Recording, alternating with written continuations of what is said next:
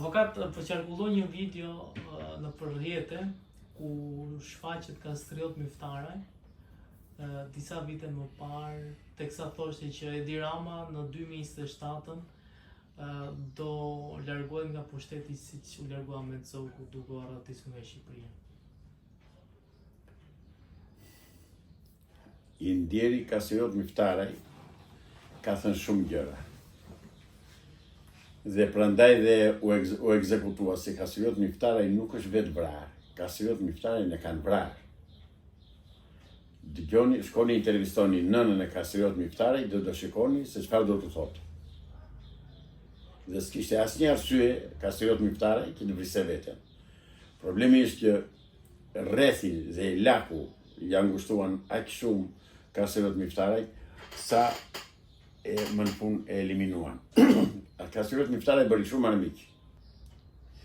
Pra, këto parashikime të kastriot Miftaraj, si sekundë i thatë jo, nuk janë pa bazë. Ai kishte informacion, nuk e di nga i mirë të informacionet, po informacione kishte plot, sa të doje. Dhe me sa duket, kjo ka qenë një plan i thurur me kohë për të mbajtur Edi Ramën në pushtet, se kjo u vërtetua edhe nga zgjedhjet e Trepal zgjedhje, u vërtetua edhe nga bashkëpunimi dhe bindja e Sali Berishës që ka peg Partinë Demokratike që të hapte rrugë Edi Ramës. Pra për të realizuar ai plan që thoshe kastriot Miftaraj. Nuk e ka pasur gabim, por unë mendoj që Edi Rama do iki këtë vit në pushteti, tani këtë behar. Po ka dhe i thoshte në fakt që Rama është pjesë e Illuminatun dhe e shpjegonte me... Curia e deri tanishme e Edi Ramës vërteton katër ciprisht atë që ka thënë kastriot Miftaraj. Që edhe Saliu, po Edi Rama është pjesë e masonerisë botërore, pjesë e globalistëve, pjesë e atyre që duan të ndryshojnë globin dhe popullsinë e botës. Kur të jetojët kjo? Pardje, para 3 ditësh, bën paradën e këtyre LGBT-qëve. Zotëri, përse në duhen ata neve? Përse i duhen shoqërisë shqiptare? Ne jemi shoqëri që popull që duam familjen, që duam fëmijë, që duam jetën. Ata janë kundër familjes, kundër fëmijëve, kundër jetës. Atëre përse duhet parakalojnë? Përse duhet u jap akses Edi Rama atyre që të bëjnë çfarë duan ata? Çfarë do të thonë fëmijëve shqiptar ata? Dhe Edi Rama që u tregoi hallatet nuk di se si ta quaj Edi Ramën. Po njeri jo. Gjithçka mund të jetë, po njeri jo. Dhe derisa ai u bën thirrje fëmijëve dhe u thotë shikoni në Google fotografinë time i Lakuriq, por nuk është vetëm fotografia e tij i Lakuriq, është dhe fotografia e dashnores së tij i Lakuriq, që u martua ajo edhe ka krijuar dhe familje. Ata e Lakuriq që të dy, këta janë që e drejtojnë Shqipërinë. Në këto duar kanë në Shqipëria. Deri tani e tuti të shumë do ndryshojnë shumë gjëra. Unë i garantoj shqiptarët, i siguroj që do ndryshoj gjithçka dhe shqiptarët duhet të mbështesin ndryshimin e madh që po vjen duke u futur në burg Edi Rama, Sali Berisha dhe të gjithë lukunia e deputetëve dhe oligarkëve që kanë zaptuar dhe kanë marrë pronat e shqiptarëve.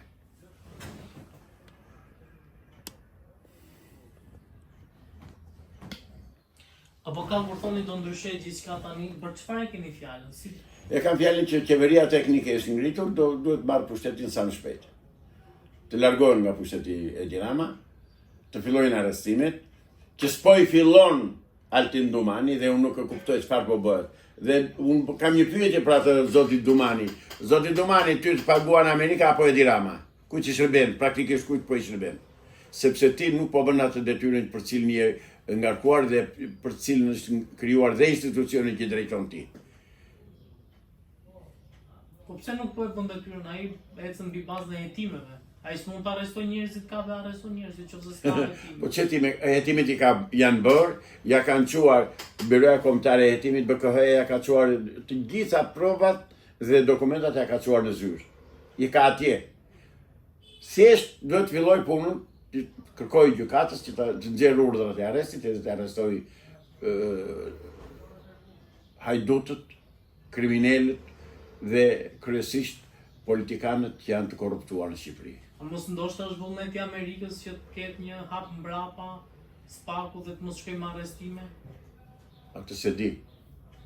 Qofse është vullneti që nuk e besoj, nuk e besoj që Amerika ti thotë bën mbrapsh, se pa mundur.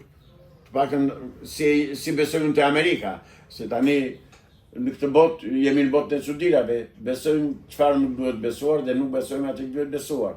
Problemi është që spaku ka marrë urdhër, ka marrë ultimatum që të filloj arrestimet. Ardhja e këtij prokurori që ka ardhur nga Ministria e Drejtësisë së Shtetit Bashkuar të Amerikës para 4 ditësh, komisioni kështu mirë them delegacioni që erdhi nga ata, pikërisht për këtë erdhën, sepse e pa që ky nuk po bënte detyrën Altin Domani dhe me sa di dhe me sa nga informacionet që kam unë, ata kanë ardhur dhe i kanë dhënë ultimatumin e prerë, fillo arrestimet. Tani se do bëjej nuk e di. Dhe këtu hahen, e kam thënë edhe një herë tjetër, këtu hahen jashtëzakonisht egër rusët me amerikanët në Shqipëri. Avokat, ju po thoni që ka ardhur prokuror amerikan dhe i ka dhënë taksative Altin Domani. Ka ardhur delegacion nga Ministria e Drejtësisë së Shtetit Bashkuar, nuk e di tani çfarë janë prokuror, janë hetues, janë gjyqtar, nuk e di. S'kam marrë kontakt me ta. Avokat, ju thoni që ka përplasje mes amerikanëve dhe rusëve në Shqipëri. A është e dukshme kjo përplasje? Më e dukshme s'ka ku shkon më, nuk po veprojnë spaku, çka ka Altin Domani, çfarë ka, kush e pengon. Pra është dirama, pas të cilit janë rusët dhe serbët, që e frenon Altin Domani dhe nuk e lë të bëjë detyrën. Altin Domani duhet i thërë smendjes, po ja them prap edhe sot, është intervista e dytë që bëj mbi Sirje, dhe i them, zoti Domani, kryej detyrën për të cilën paguhesh. Kryej detyrën për të cilën është ngarkuar institucioni që ti drejton. Bën si të duash ti, përgjegjësia është mbi ty. Si të mos e bësh detyrën dhe ta bësh keq. Avokat, ju folët pak për qeveri teknike.